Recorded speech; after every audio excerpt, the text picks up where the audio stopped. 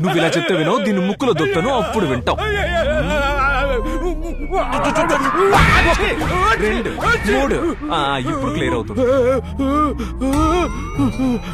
నువ్వా? అవును, నేనే. ఓరి దుర్మార్గుడా, ఆ పిల్లని చూసిన దగ్గర నుంచి భయంతో చస్తున్నారు. పైపెచ్చు నువ్వు వచ్చి ఇప్పుడు భయపడుతున్నావేంట్రా? ఇది పగ తీర్చుకునే సమయమా? మెల్లగా రావచ్చు కదరా. ఇప్పుడు ఈ మాటలకేం తక్కువ. అంత పెద్ద అంతపురాన్ని వదిలేసి వచ్చి ఇక్కడ ముసుకేసుకుని కూర్చున్నావు. సిగ్గులేదు? సిగ్గులేదు? సిగ్గులేదు? సిగ్గు పడితే బతకలమా చెప్పు? ఇంకేం మాట్లాడుకో.